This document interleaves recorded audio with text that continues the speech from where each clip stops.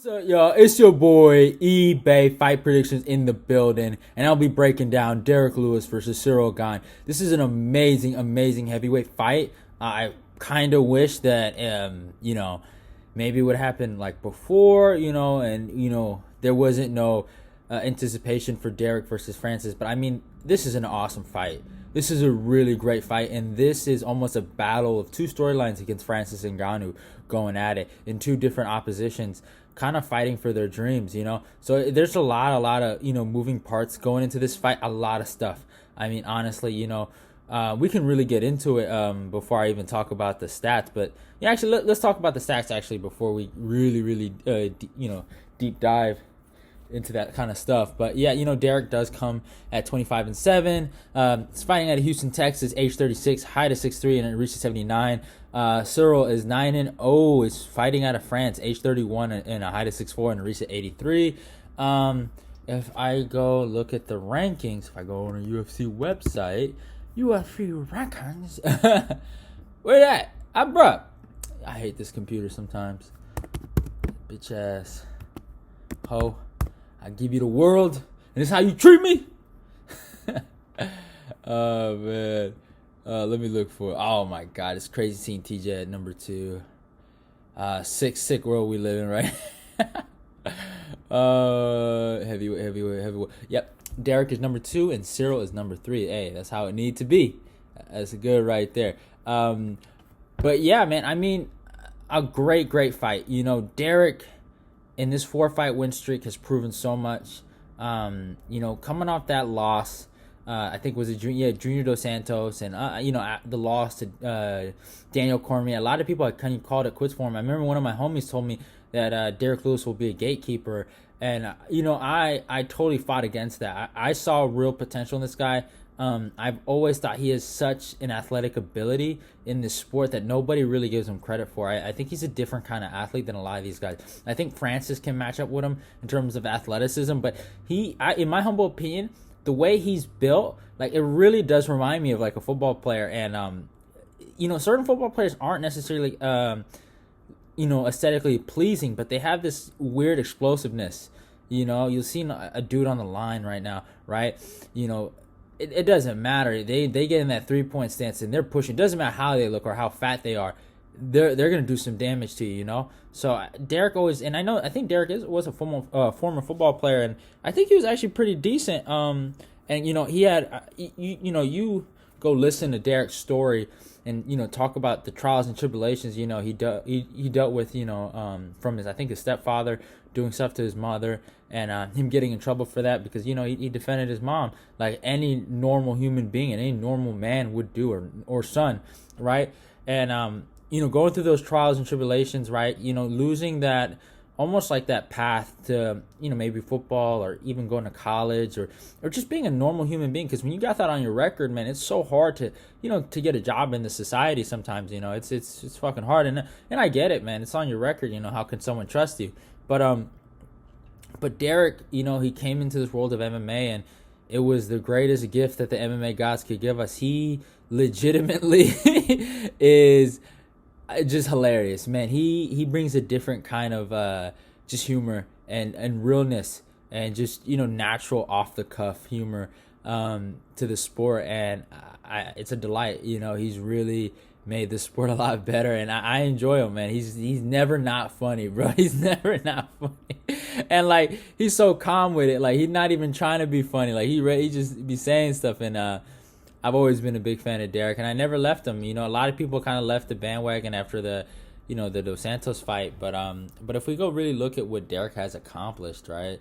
I mean, we can really go back, and I think this ties into the story of this fight. Is Derrick's come up to this to this spot? But when I really noticed Derrick was the Roy Nelson fight. He won that by split decision. That was the first time I really saw Derrick fight. There is that I did see that. I remember I did actually. That's a lie. I saw Derrick fight Sean Jordan.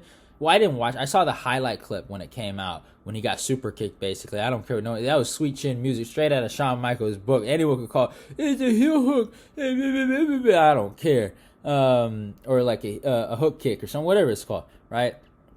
I don't care what nobody said. That was crazy, bro. That was so crazy.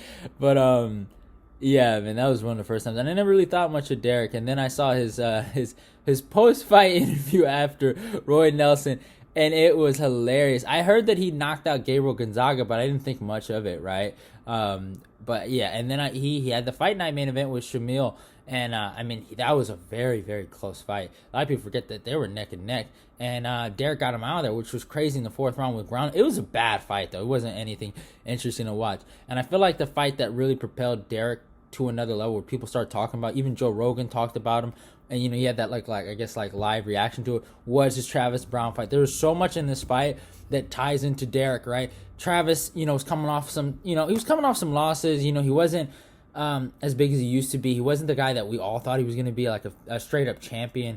And a lot of it had to do with the fact that Travis left Albuquerque, started training with forgot the guy's name, but the dummy that trained Ronda, and her coach, right? And I think Edmund Tavarian, yeah. But he trained. I think he trained Shabazian too. So hopefully, I think he stopped. I think Shabazian left. I don't know. I heard Shabazian's an AKA, but yeah, it was a foregone conclusion that Travis might lose this fight to Derrick. But I mean, the way Derrick gave it to him, it was like Derrick wanted to really hurt this man. He there was real bad blood, and I don't know what Derrick used as motivation, but at the time I didn't know. But he talked about it later, and talked about the fact that when he found out this guy had allegations of hurting a female and his wife, it brought something out of him, and some of his past and his struggles came out, and he was hurt too. It wasn't like he was hurt in this fight, and he gave it to Travis. But then he fights a guy like Mark Hunt. And this is where Derrick has problems sometimes, when guys can deal with his power and keep going and are just durable. And Mark gave it to him. And broke him in the fourth round. And this is something that Ciryl needs to look at. Like, he's going to have to maintain a high guard. He's going to have to do a lot of things. He's going to have to use his movement. And he's going to have to stay tough in there. And basically let Derrick know, I'm not going nowhere. And that usually breaks Derrick. Derrick has always been the guy that's so used to being the nail sometimes and breaking the other guy. But Derrick doesn't do well when he's the hammer, right? And the guy survives. If he's the hammer and you go away, then it is what it is. But if he hammers you down and you're still there, he deals with some adversity. It's not the best time. It's happened in his career. But then he fought Marcin Tybura. Again, even that fight was it was close, man. It was close. And he got him out of there, and it was just a really, really good spot for him. And Tybura, we've seen what he's accomplished now. He's making somewhat of I would call like a renaissance, or I don't know what to call, a resurrection, right? And he's coming back. And he fought Francis Ngannou the first time, the heavyweight champion of the world, and beat him. Now, I rewatched this fight, actually. I thought Derrick should have won. At first, I was like, man, should have Derrick won? Derrick was going forward, and Ngannou, I rewatched. I was like, yo, it's still like mind puzzling what happened that day, and how did that even, like, out of those two guys, those guys end up fighting like that, and it's kind of crazy that it even happened. But it is what it is. But yeah, he got the W. That's all that matters. And then he fights Alexander Volkov, and I actually picked Derrick in this fight. A lot of people were like, nah, I think Volkov's going to take him. This is when Volkov was at his highest, and people really thought they saw, and I still, Volkov's my boy, but this is when people really thought Volkov was going to be the guy. And even I was like, yo, what he did to Verdum, and no one's ever really seen Verdum get done like that, just annihilated and broken, Volkov's takedown defense is what he weaponized it, and then, ground and pound in the fourth round, and he was really able to, to take him out of there. And it was impressive, it was a really, really impressive performance. But yeah, at the end of the day, it is what it is. And Volkov, he did great. He dominated this fight. There's nothing I can say. He dominated. And he went for a dumb knee. I thought for a second maybe he was going for a teep, maybe, but it is what it is. He went for the knee. He had one hand here, and he threw that knee by, and then the chin was, boom, it went out. He was too close, and Derrick got him, and he got him out of there. Obviously that's on Volkov. He got to live with that. At the end of the day, he's not no dummy. I respect the guy. Mistakes happen. But Derrick, he showed his heart, and this is when I really was like, you know what, I'm never ever gonna root against this guy. And it's been rough. It's been rough. Actually, I did root against him like one time, but it's only because he fought my favorite fighter of all time, damn near, Daniel Cormier. But this fight was crazy. It was short notice though. You can give Derrick a lot of passes for this. Obviously this is when his back issues were a real issue. A lot of things were going on. It was affecting his knee. It's crazy how certain injuries can even make new injuries. And when Derrick talked about how his back led to his knee, it's insane. I was like, yo, that's so crazy. He was just a broken man at that point. He was just so much damage on him. People forget, even at this moment, when he fought Daniel, he was 21-5, and it is what it is. But he had a lot of fights, and he could have called a career after the DC fight, but he never quit, and that's the thing I love about Derrick. For me, I tell people, a lot of fighters, I like great fighters, but there's something about, it doesn't matter what level you are, but if you got that grit and that toughness to never give up and keep pushing, I'll always be a fan of you. That's such a, and let's say you're never going to be a champion, and it doesn't matter to me. You gave 110%, and you put it all on the line that day, and I think everyone does at a certain point, but there's just those other guys that just push a little differently than other people, and I feel like that's more appealing, sometimes, and that's just what always caught my eye from Derrick. But in this fight against DC, man, DC just dominated. He took him down at will, and he did what he wanted to him.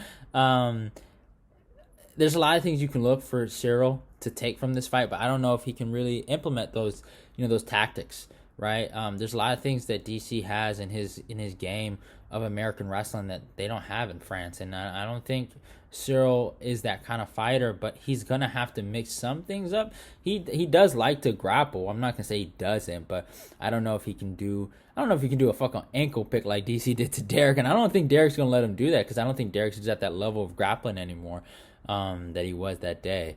And then the Junior Dos Santos fight. This fight was crazy, bro. This is an underrated heavyweight fight, man. And Junior came in supreme form this day. This is a fight that I actually picked Junior. A lot of people don't realize that I love Junior Dos Santos. He's one of my all-time favorite heavyweights. I like Derrick, but Junior's my boy, man. I love Junior, man. I've made some bad picks because of Junior. I picked Junior over Rosenstrike. I picked Junior over Curtis Blades. Eventually, I gave up. I was like, you know what? After the Rosenstrike one, I was like, you know what? And we're going to talk about how Ciryl fought Junior, but I just gave up.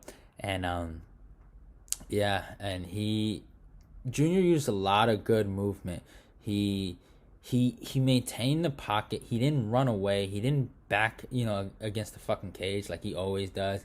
He was really in and out, and he got away from the shots. And hey, Derrick tried his best to play possum, and it didn't work this time. He wasn't gonna catch Junior this time, and Junior he looked in amazing form, and he finished him. A lot of people don't give Junior credit. He finished him straight up, and obviously, the back and the knee, and Derrick just needed the surgery, but he finished him. He got him out of there. But yeah, it is what it is. And then the fight with Bligo Ivanov. This fight was crazy. This was crazy, y'all. Oh my god. Ivanov had, a hell of a performance.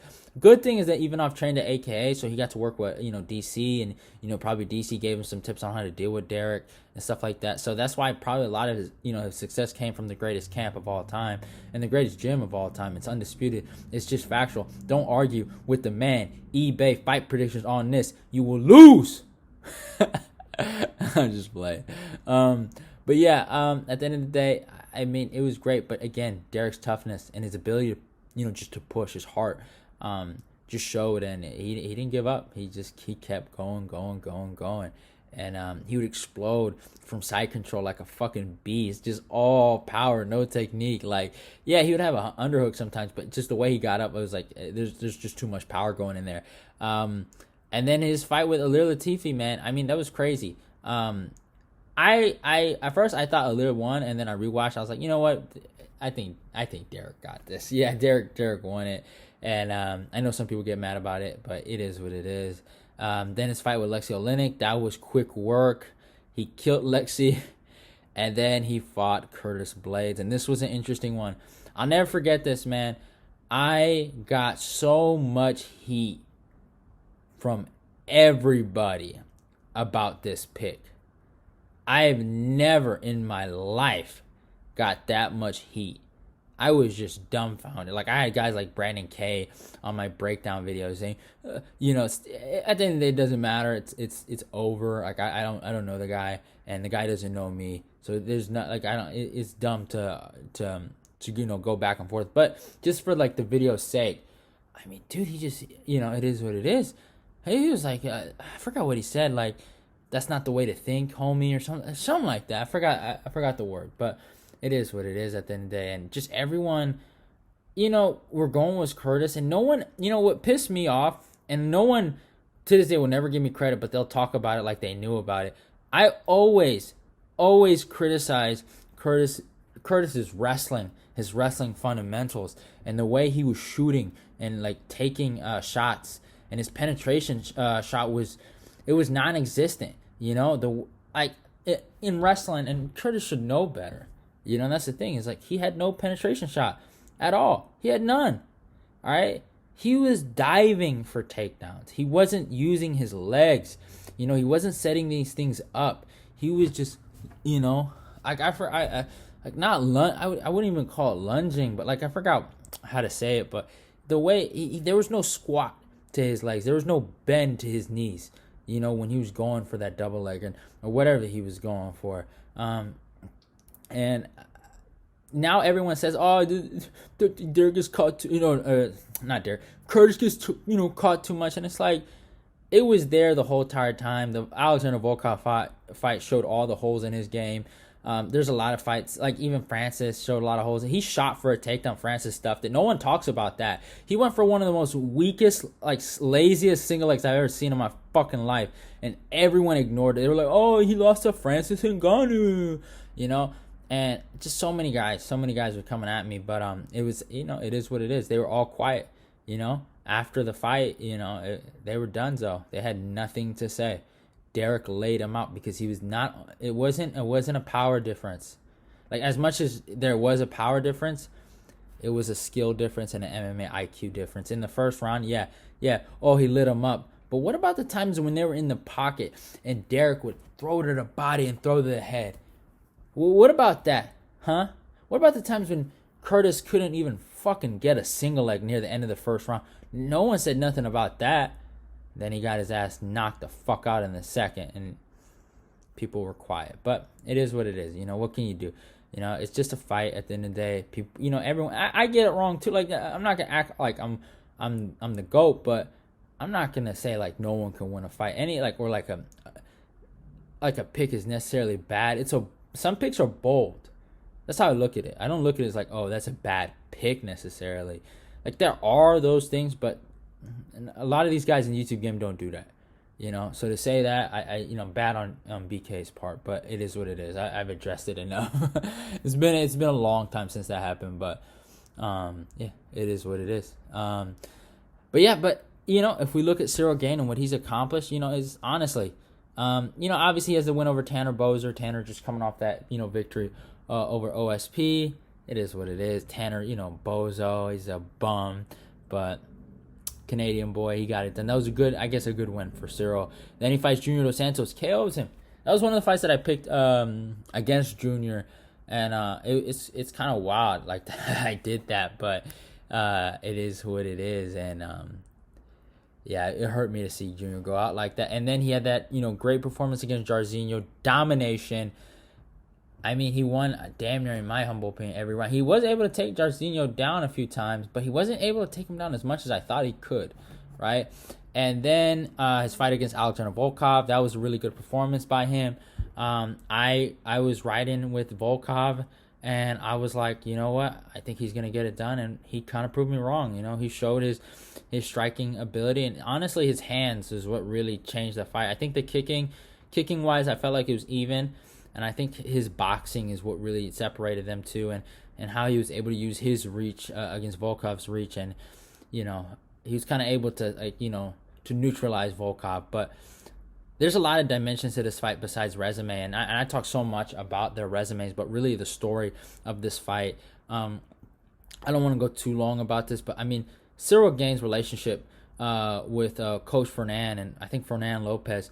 I remember Fernan was talking crazy before the Francis Ngannou Stipe fight, saying that Stipe is gonna win. Francis is a bad person, and one of the things he also said, which was wild, that he said one day that I'm going to destroy what I started.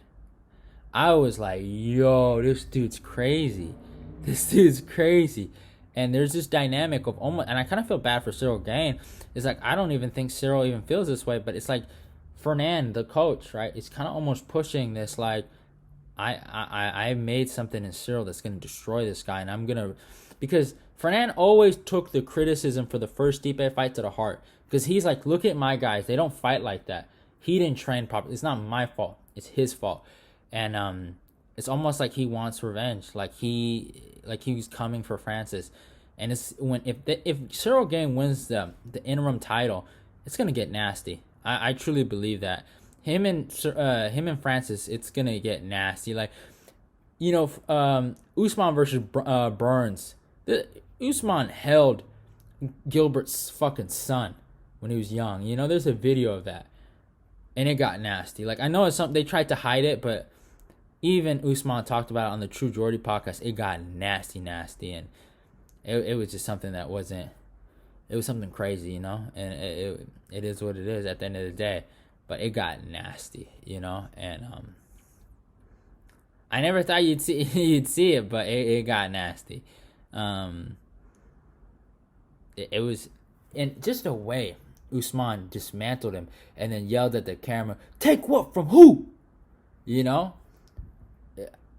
If they ever end up fighting, man, I mean, Francis is going to have to go through some mental hurdles and maybe even ask for Usman's advice to really battle this and overcome this struggle if he ever ends up fighting Ciryl. And Ciryl is like, I mean, if there's ever a puzzle besides Derrick, a guy that already beat him, he might be able to solve the, the problems of Francis Ngannou's power. But to Derrick, and you look at Derrick's story, right, going into this fight, I mean, his struggle versus Francis' struggle, right? His struggle against Ciryl Gane's struggle, everything. He said it himself, I'm not a real MMA fighter. I'm just a guy that got into the sport and is finna take it over.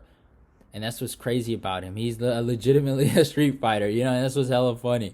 I remember he said something like, if I become champion, that's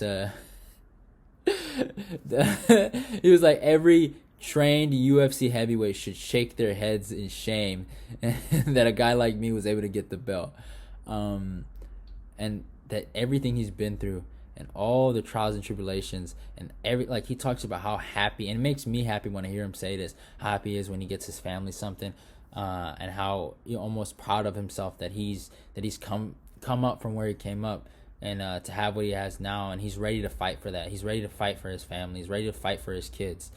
So there's a lot of things battling, and there's a lot of things, going against each other basically in this fight. But what it really comes down to is, in my humble opinion, what comes around goes around. Derrick has put in the work, and I think it'd just be it'd be crazy if he really just lost this fight to Ciryl, and it just would be heartbreaking. Ciryl has done nothing wrong, but that Coach Fernan has been running his mouth. I honestly feel like Ciryl can win this fight 9 times out of 10. I honestly do think that he can just replicate what Junior did, but I don't think he's dealing with the same Derrick that fought Junior. I don't think he's dealing with a Derrick with a bad knee, a bad back. I don't think he's dealing with a Derrick that doesn't have bad wrestling. I think Derrick's one of the better blue belts in Houston, I heard, by Derrick's word, though, in jiu-jitsu. And he showed it. He's just showing his grab. He's not bad.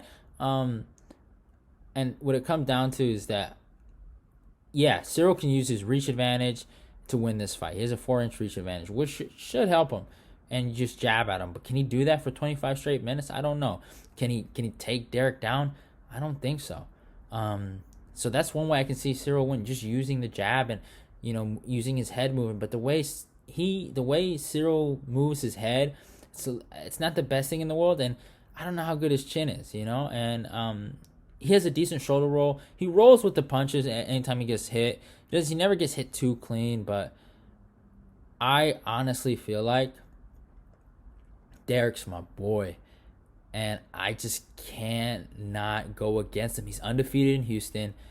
There's a lot of dynamics. And just at the end of the day, I truly, truly believe that this is Derrick's division. And this is Derrick's time. And all the things that, Lopez, our coach Fernan has said, I think it's going to bite him in the ass. And I think we're going to be laughing at him. But it is what it is. I'm taking Derrick Lewis in this. I'm taking him via second round KO. And I think he's going to catch Ciryl. But I hope you guys enjoyed the video. It's your boy, eBay Fight Predictions. Do not forget to follow me on my Instagram, on my Twitter. If you're new, subscribe. Go like, comment, and share the video. And goodbye. Putting the work in here. Cyryl's well-rounded in the striking. He's a huge Muay Thai champion. And it looks pretty when he do it. Derrick Lewis is perhaps the biggest puncher in this heavyweight division. But if I touch him one time, I know he's going to fold. That beast! The Houston folks, we passionate about our sports. You know, we're going to tear the city down and win the title. I'm all about the belt now, baby. Let's go. That is one frightening individual.